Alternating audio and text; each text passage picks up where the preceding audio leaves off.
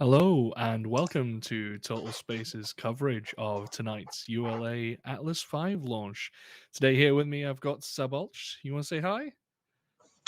Hi, let's see this launch of the Atlas V. So yeah, tonight's AtlasV is going to be in a 511 configuration. For those of you who might not know what that means, is the payload fairing is about a little bit over 5 meters wide, and it has one rocket, one booster. So and it's probably going to be one of the only times we're ever going to see this launch configuration fly. So definitely an exciting one tonight. Customer's going to be for the Space Force. You want to tell us what they're launching, Sabolch? Yeah, they are launching two satellites in the Geosynchronous Space Situational Awareness Program. And those satellites are going to monitor the geosynchronous orbit volume, the space, and check the traffic there and make observation and make the usage of the geo more safe. So to detect if an object, a satellite, is going too close to another, making a close approach, then they can notice it early. Yeah, I think they call it, the program is the Geostationary Earth Orbit Domain Awareness Program, if I remember it correctly. And yeah, they're going to be launching two satellites to add to that GSAP-5 and GSAP-6 specifically.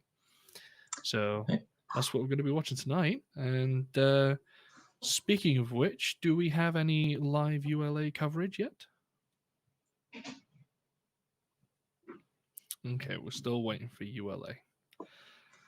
Right then, so how is everybody doing out there on the wonderful world of YouTube? How are you guys doing tonight? You look forward to the launch, and what is it you're most looking forward about? Let us know.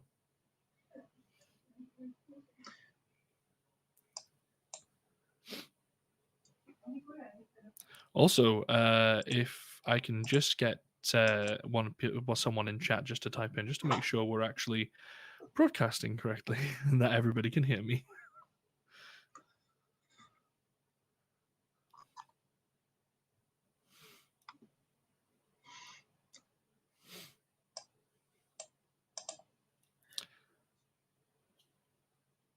Okay, we can tell about this configuration, this 511 configuration of Yeah, Atlas. that's right. The 511, as I said earlier, it's called 511 because the payload fairing is about 5.4 meters in diameter, and then obviously one rocket, which is the main rocket itself, and one booster on the side. So it looks a bit strange with only one booster tacked on the bottom of the Atlas V, but hey, it does the job, right? Yeah, if it's enough, then that's the right rocket to launch this one. And it says this is a short payload fairing, so these two rockets doesn't need the longer fairing for this mission. Mm-hmm. I would imagine with the upper stage inside, you've got the boat tail at the back, you've got the upper stage inside, and I believe the two GSAP satellites are actually stacked on top of that upper stage side by side. Exactly. On the top of the payload adapter, of course. I don't know. Perhaps can we show how it looks like? We were not prepared for that. Not sure if we have any assets to hand for that, but I see I have a message in from Andrew saying he's here and can hear us. That's great. Thank you very much. Thank you very much indeed.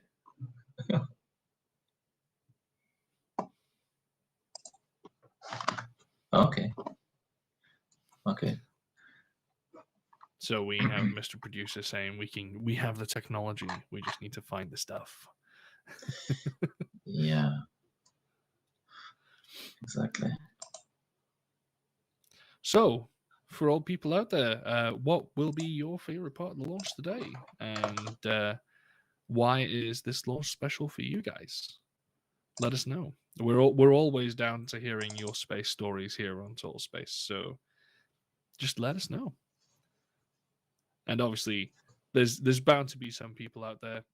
Explosions are good, or rocket thrust good. Yeah, love it. Love the noise, the crackle. Especially when they manage to catch it right. Good crackle. Talking about a good crackle, actually, and a slight diversion from current topics.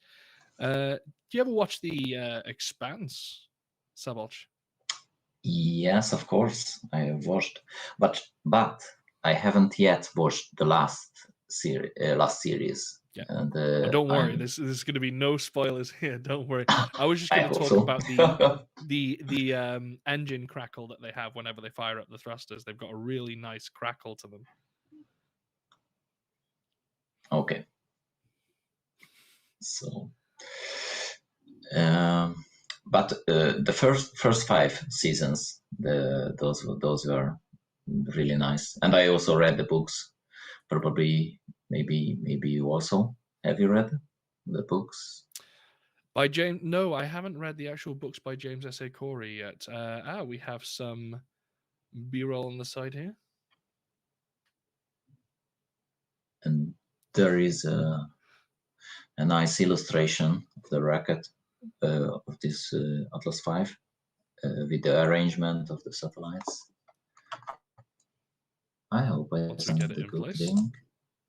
Yeah, it's a bit down.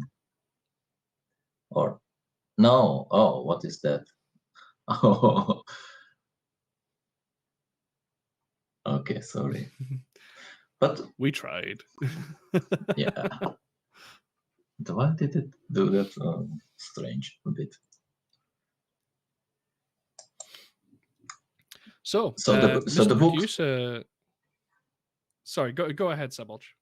Yeah, so the books are also excellent, and actually the writer writing under the name S.A. Corey is actually 2 guys, and and one of them is quite active on Twitter as well under the name S.A. Nice. Corey. That's awesome. Yeah. I'm going to have to give the books a shot at some point. I thoroughly enjoyed the series, so I'm definitely going to have to give the books a shot at some point.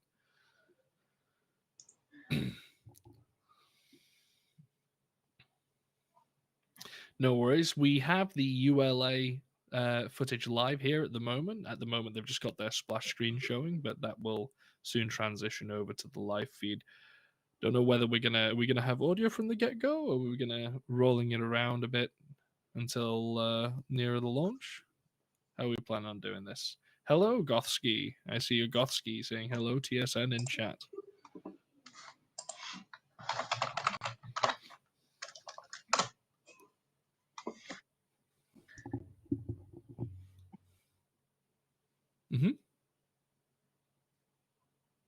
Okay. No problem. Okay. So we're going to have the audio for the stream muted initially, and then we'll bring it up nearer to the time. So, the Space Force has been actively using ULA for a little bit of time now since they started. So, what do you think about all these launches going up, Sabalch? With the Space Force, especially. Mm-hmm. Yeah. Well, actually, so when the Space Force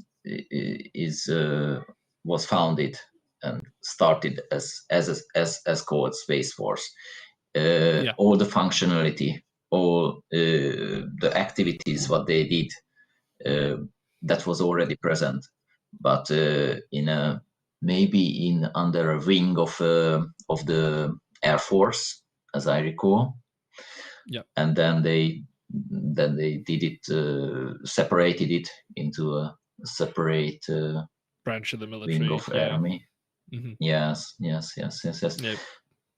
I can understand that absolutely. So if we look at the anti-satellite tests, for example, Hmm. made by different nations, Hmm. and it is not only Russia who made the last very Hmm. unfortunate test with a lot of generated space debris, but also Yeah. before there was an ominous test from China, and Yeah. India also made such a test. So so Yeah.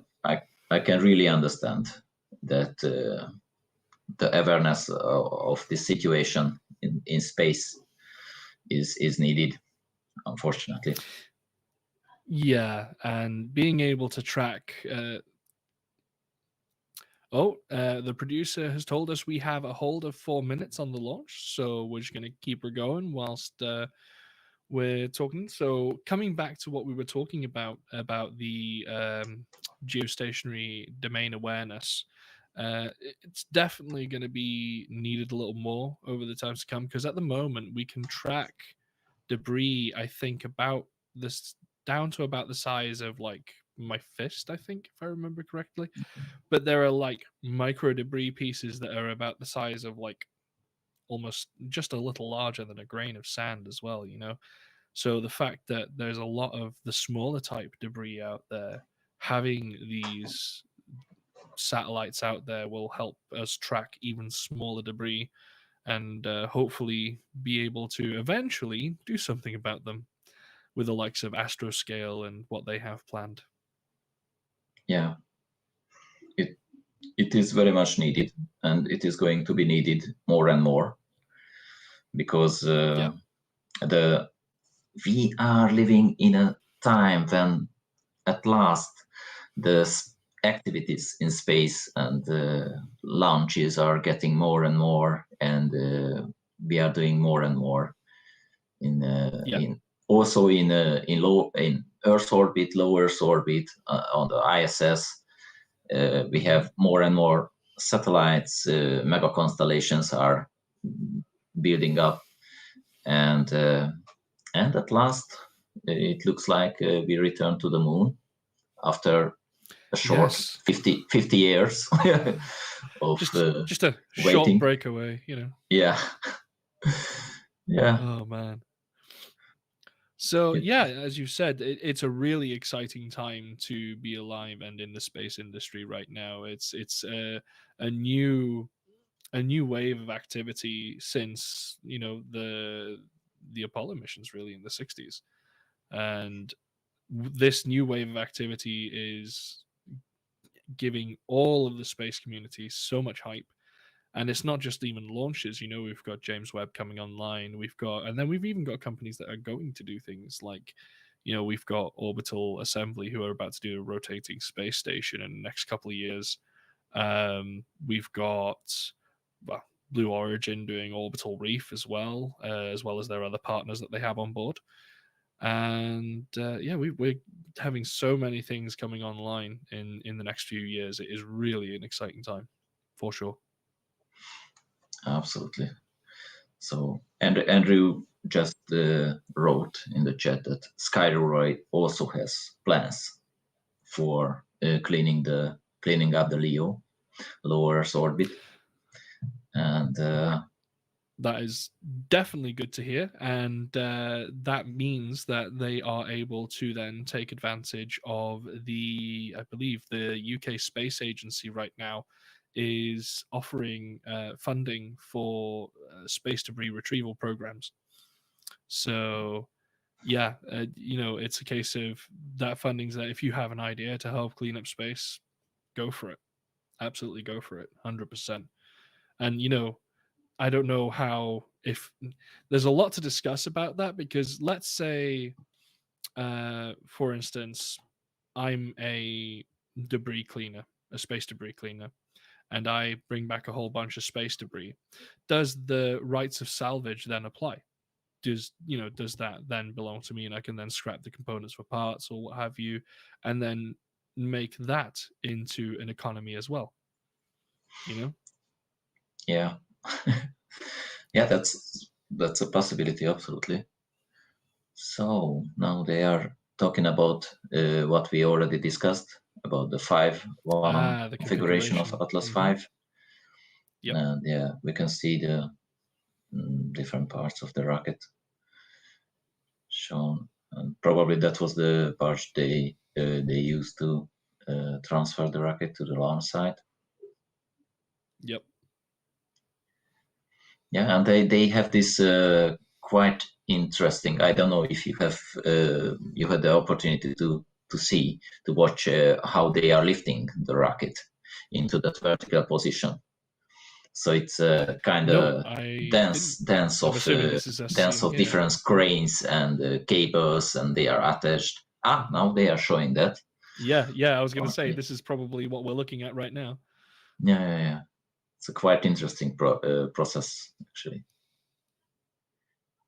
because they leave this heavy and really big hull of rocket from the horizontal transportation position into this vertical launch position, into this vertical assembly building what they have. And Yeah. that's a lot of object to turn around. That's not exactly light. So I imagine the operation's quite complex. Yes. Actually, as we had a lot of discussions about this topic, and I've heard that many times that the most expensive part, the most expenses are connected to the launch infrastructure and also the preparation works for the launch also. So it's not only the rocket which has to be built, and earlier it was built and used once, and that was it. But also the connected work which the operators are doing, the whole lot of people working at the launch site they are doing, and that is very expensive. And actually that's why the SpaceX approach with minimizing this effort and needed amount of work with Starship is gonna be also a good thing. We hope we will see that soon.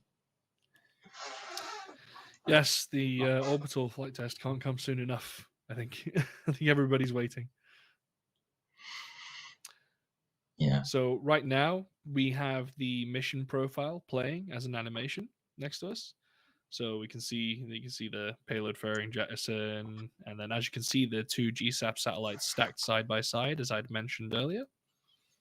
Specifically GSAP-5 and GSAP-6. And I believe, if I let me see if I remember now. I believe it's geostationary situational awareness platform. I could be incorrect. Yes. It is called Geosynchronous Space Situational Awareness Program. The program which is containing these two satellites, number 5 and 6. Yeah. And they are, so as I read, they are going to be on a near geosynchronous orbit, which I don't know exactly what they mean by that. But as we know that geosynchronous orbit is at about 36,000 kilometers altitude over the equator. So orbiting there allows the satellites to remain over 1 point on the Earth's surface, above the equator. But this near orbit, maybe it's a bit less in altitude or a bit more.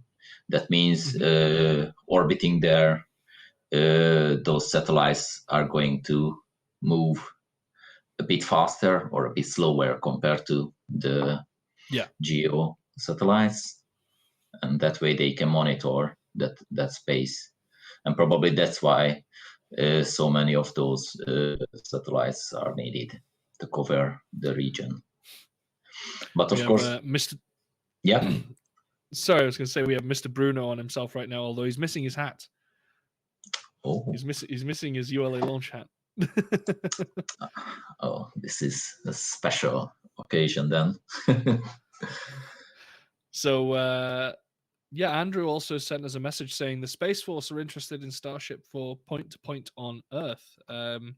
That point-to-point travel, I've been completely infatuated ever since I've seen it, and mainly because being part of Total Space, you end up making friends in far places around the world, and having a point-to-point transport like Starship would make things much easier on meetups. It really would. So I definitely can't wait for that to happen myself. Yeah. And good morning, Sammy. Yeah. Sorry, we can visit our friends in Australia, for example. Yeah, right? like Stinger that just messaged. Yeah. Yeah.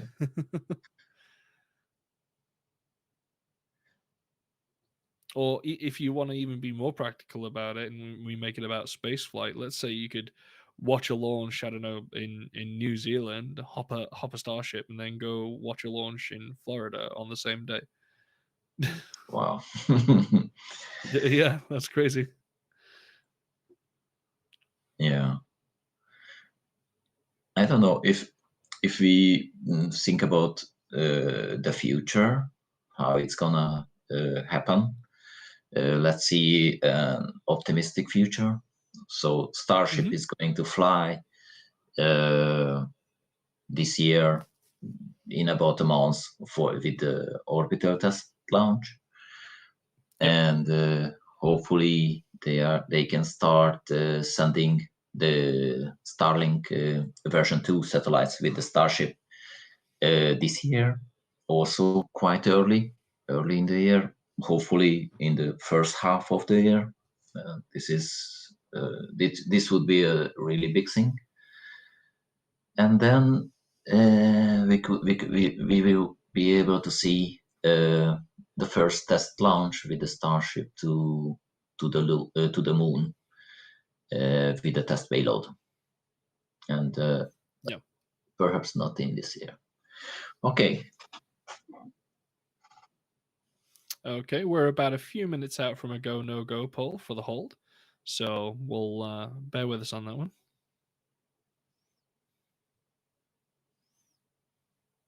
Yeah. So you're going to hear that now. L minus 7 minutes. Status check to proceed with Terminal Cal. Atlas Systems. Propulsion. Go. Hydraulic. Go. Pneumatics. Go. LO2. Go. Water. Go. Centaur Systems. Propulsion. Go. Pneumatics. Go. LO2. Go. LH2. Go. Gas. Go. Electrical Systems. Airborne. Go. Ground. Go. Facility. Go. RFFTS. Go. Flight Control. Go. DCQ. Go. Operation Support. So Go. they are listing the Go. different Umbilical. systems now. Go. ECS. Go. Red Light Monitor. Go. Quality. Go. Yeah. Op Safety Manager. Go. ULA Safety So Officer. we should see Go. all of the Vehicle systems. Systems Engineer. And then Go. and Not probably we are going Go. to. Range Coordinator. Clear to proceed. Launch Director. Launch vehicle is ready to launch. Mission Director. I don't You have know the permission to launch. statistics. Proceeding with the count. ALC verified And we have a T0 go set for for launch. 1900 Zulu. Oh, great. So, Verified. yeah. Let's sit back and wait for them to light the candle. Polling is complete. The ULA launch team and the Space Force mission director lot are of systems go for right now. launch. From T-minus 4 minutes until Yeah. launch, you will be listening to Ron McKee and his team And the performing the subsystems final were steps in not the even countdown listed. procedure. Several critical activities occur in the final minutes Yeah, before if you- launch, if- including verifying if fuel we tank levels look and at the pressures in the rocket, booster. it looks simple. Yeah, pointy and up, flamey and down. That's it. But inside, it's more difficult. Oh wow! A bit If you complex. look at the footage there from the beach, it was all very misted over. You couldn't see very well. Visibility wasn't that great. Oh, But even though the visibility isn't that great, they did say that it was 90% favorable conditions. So I really do think we're going to see it go up, no problem.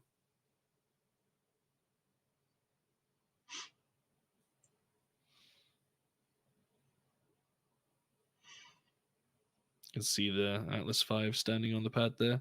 Although can't quite make out where the booster is from that angle. I think it's hidden around the back of it there. probably on the other side. I mean, on the other side of the rocket.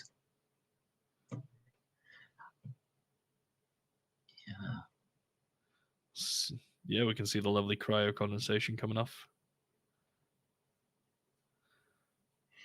Lovely little clouds.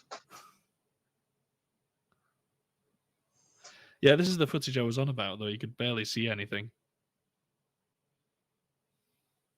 Yeah.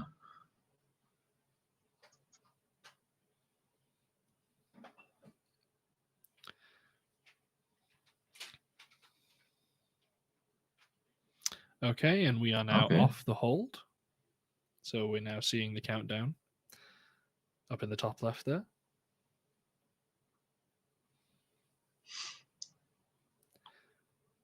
And although the weather might not look that great on the screen, it does align with favorable conditions. It's just because sometimes the weather doesn't look good doesn't mean they can't launch. Yeah. It's very much dependent on the upper atmosphere conditions. Mm-hmm. Yes. So wind shear is a very risky factor, and the other factor they usually want to avoid is hit by lightning, of course. But that happened actually on one launch of the Soyuz, and it survived. So, yeah. Yeah. Just goes to show how hardy some of these things are built. Yeah. Yeah. It's very important not to put accelerometer in the opposite direction, because that can cause some problems, as we could see. Yeah. Oh, yes, that can cause some very funny problems, actually. Yes, it's the point where the rocket believes that the pointy end is down and the flamey end is up, but it's actually the right way up. Yeah.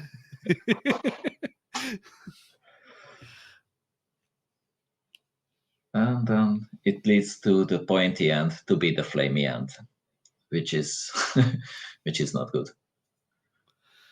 Got Gotsky saying whoop whoop, rocket gonna go whoosh, and Stinger just saying yep, just grabbing a coffee. Stinger, make us one whilst you're there. And oh wow, the chat messages are just rolling in now. I don't know if we're just getting flooded with them. SpaceX's technology has advanced very quickly. Will it still be Booster 4 and Starship 20 or Booster 7 and 24? Now that's the real question. I know that Elon was quite enamored with the fact that when they were ready, or they believed they were ready, it was Starship 4, Booster 4 and Starship 20.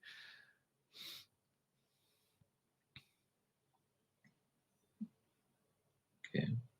Less than 1.5 minutes. 1:15. Getting down Reduce to the wire DCS for now. launch.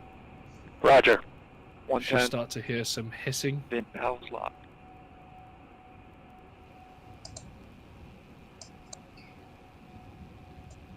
One minute.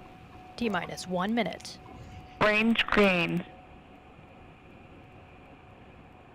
So what we can wait is that after the launch, at about 1 minute and 7 seconds, the maximum aerodynamic Stable at step 3. pressure, max Q, will happen.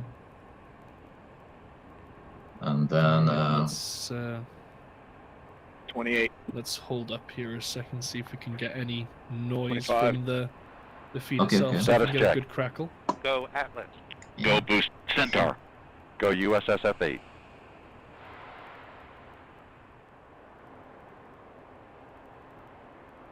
ECDS reduced for launch. 10, 9, 8, 7, 6, 5, 4, 3. We have ignition and liftoff of the United Launch Alliance AtlasV rocket carrying SF-8 for the United States Space Force. Now 10 seconds into flight, vehicles begun the pitch over maneuver, body rate response look good. You're now hearing the voice of Patrick Moore providing launch vehicle ascent data.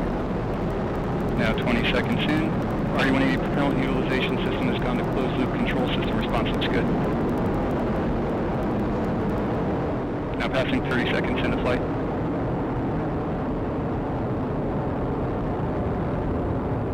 Vehicles completing the pitch over maneuver, body rate responses continue to look good, engine operating parameters continue to look good.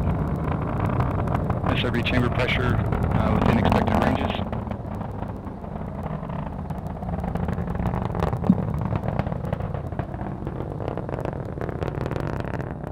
Now coming up on 58 seconds into flight, Mach 1, AtlasV is now supersonic.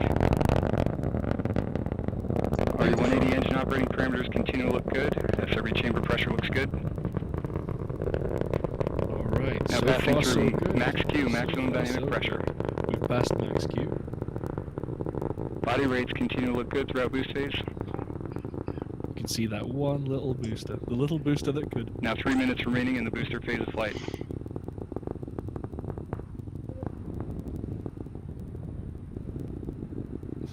Now passing 1 minute 30 seconds into flight. SRB chamber pressure tailing off now as SRBs are burning out.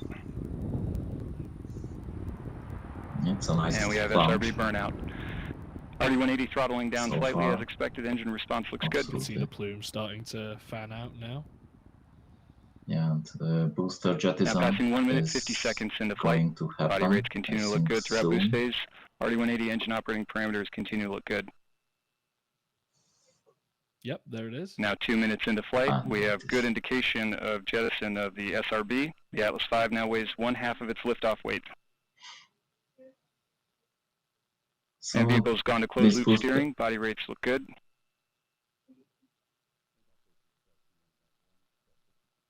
So with that solid rocket booster jettisoned, 2 minutes remaining in the half booster its phase of liftoff flight. weight now. Yeah, Atlas V is now 38 miles in altitude, 35.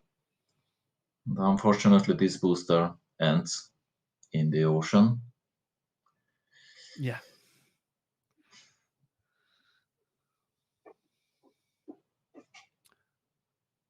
So that was quite an impressive takeoff. And then we saw it go into the clouds, and we couldn't really see much from that. But they got the onboard camera now, so we can see you can still see the thrust coming out the back there, little bits of what looks like soot.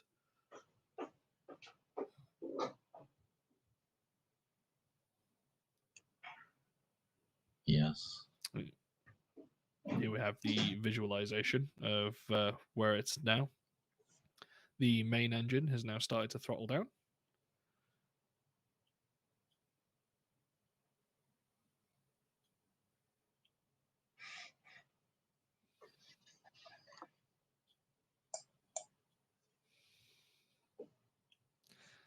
And you'll see it on the visualization. I don't know whether you will see it on the actual telemetry, but on the visualization, there we go. The payload fairing just got jettisoned, and we have the 2 satellites now exposed.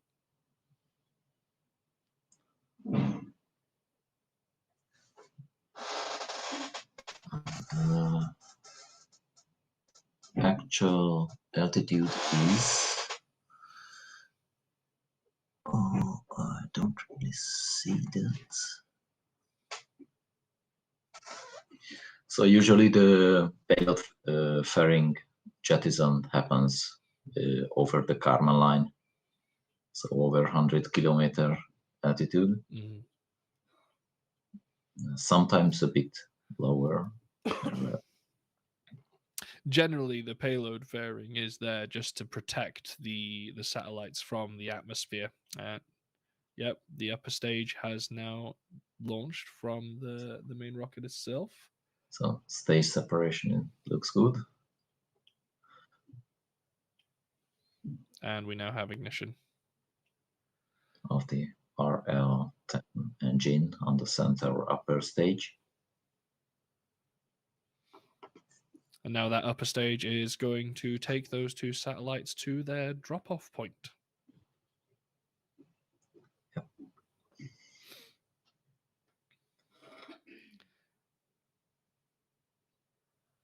So everything is nominal. Yes, absolutely. Chances are we may not see the separations, as this is a military launch, so there are some parts that are not shown to the public. However, we may. It depends on what the specifics of the launch are. Right now, they've switched to visualization.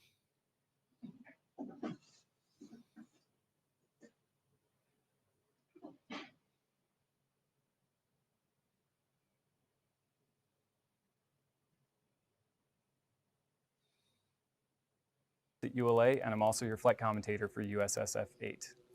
So my job as flight commentator is I'm taking a look at the screens here. I have some plots and schematics, and I'm also looking at the video on the wall. And so what I do is, as we're lifting off, I'm looking at the video, confirming that what I'm seeing on the screens are consistent. And then I'll start taking a look at the data in the plots and the schematics. And so my job as flight commentator is I'm looking at the data that I see here, and then I'm talking about it over the broadcast and on the net. And so the folks at ULA will be listening to my commentary. And so we have engineers that cover all different disciplines: avionics, structures, thermal, and many others. And so what they're doing when they hear my commentary is it just kind of helps give folks perspective of where we are in the launch and what's coming up. So an engineer will be looking at their specific system and all the different things that are going on with what's specific to their hardware in flight.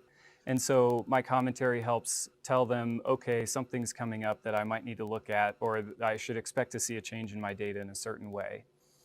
And then obviously my commentary goes out to folks around the world watching the ULA broadcast. And so my job as flight commentator for them is to help provide some perspective of what they might be seeing on the broadcast and on the video to just help kind of pull everything together. So one thing that's interesting about flight commentary, when we have the rocket in flight, we're getting thousands of different measurements that we can select from, and they cover all different things from top to bottom of the rocket. So our job as flight commentators is we want to pick maybe 40 or 50 different measurements that give us an indication of how the vehicle is doing in general. We look at that in the plots here and in the schematics, and that really gives us more of a general feel that the rocket's doing well in flight. And then it's the job of the rest of the engineers throughout Denver that they're looking at much more specific measurements, like a temperature on an avionics box or a pump speed in the engine or things like that. And so we may not look at those, but we want to look at maybe general indicators that tell us that the whole system is doing well. So I certainly get a little bit nervous before every launch. I've been doing this flight commentary for 4 years and about 12 launches. And I think I get nervous every time. I thought it would go away, but it doesn't.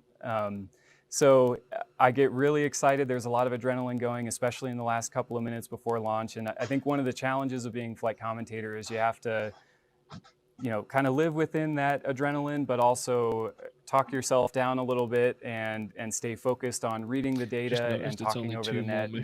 Sometimes it's a little bit of a challenge, but it's always exciting. So for USSF-8, there's no difference in how I feel leading up to this launch. I'm really excited and can't wait.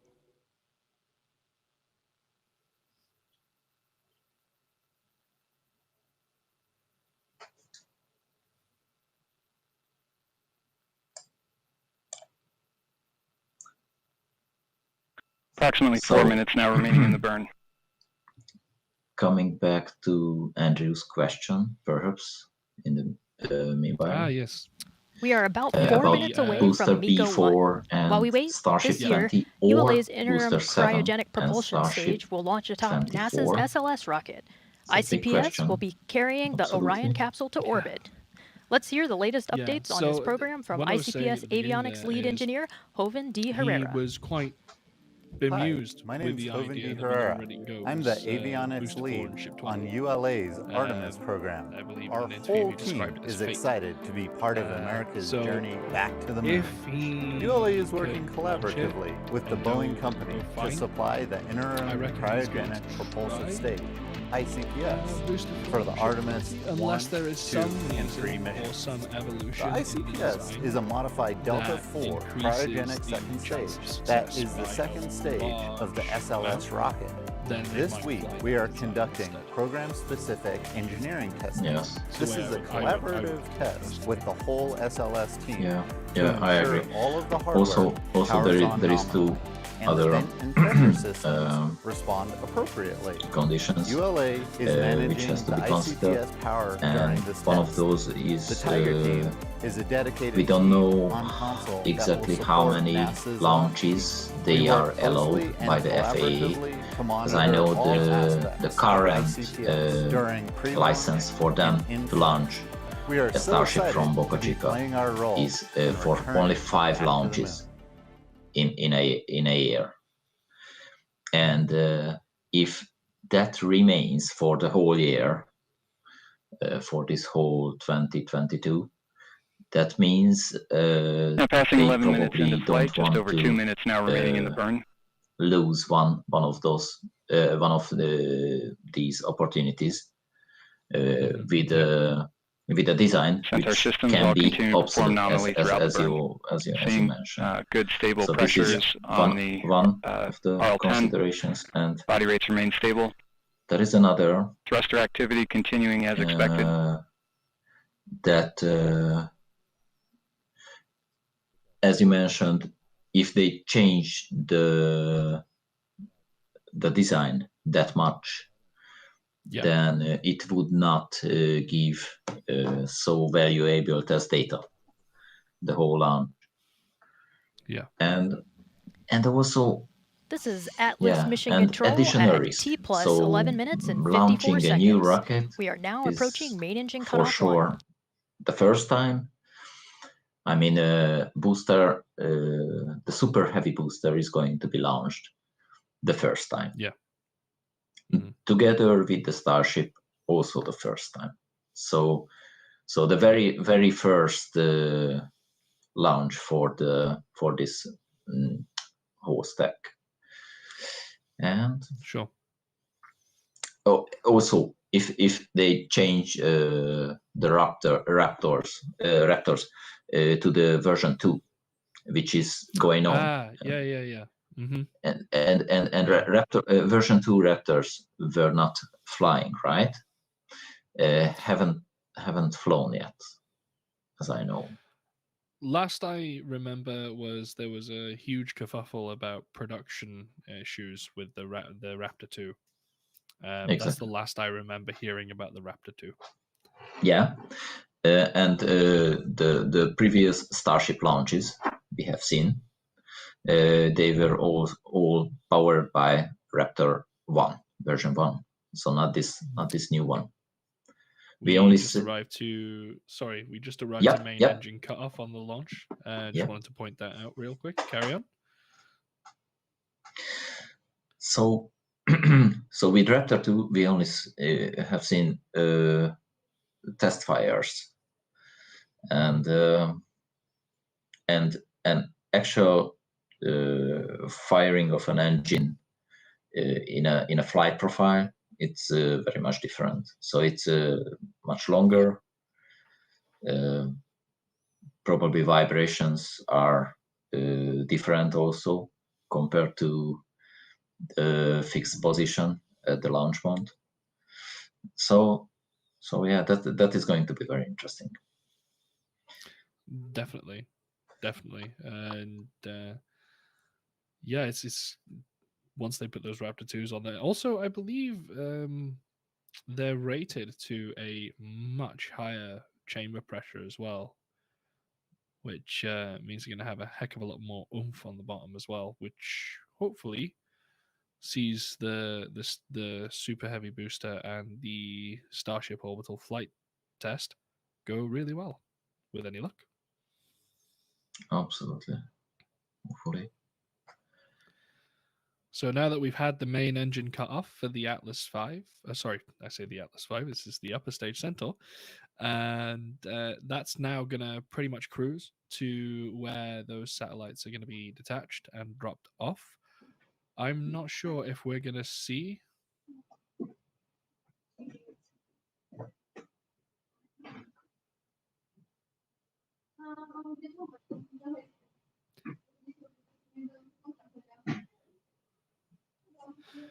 Okay, so let me just update that. The main engine has been cut off now. However, it's going to be the first of 3 cruising stages, so they are going to be firing it back up later on at the launch. However, the main coverage of the launch is going to be cut off 15 minutes after the first main engine cut off, if I'm correct. Yeah. Yeah, at this point, I think we're probably going to have seen as much as we're going to be able to see. Yes. I just checked the timeline, and this first main engine cutoff happened at 13 minutes, and that's what we have seen on the animation. Yeah.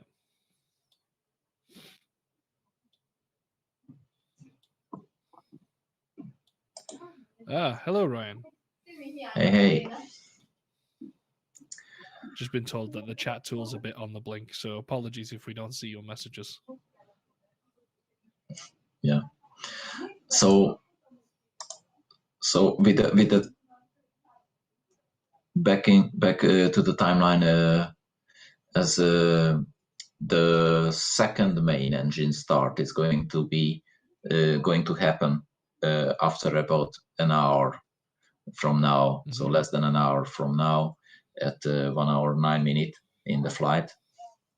Yep. And that's gonna last about 4 minutes, and then there is going to be another cruise stage for the flight for almost 5 hours. So these steps takes really long time to do that. And then there is the third Centaur main engine firing, which lasts only about a minute or almost 2 minutes, and then the separation of the satellites, the releasing of the satellites happens.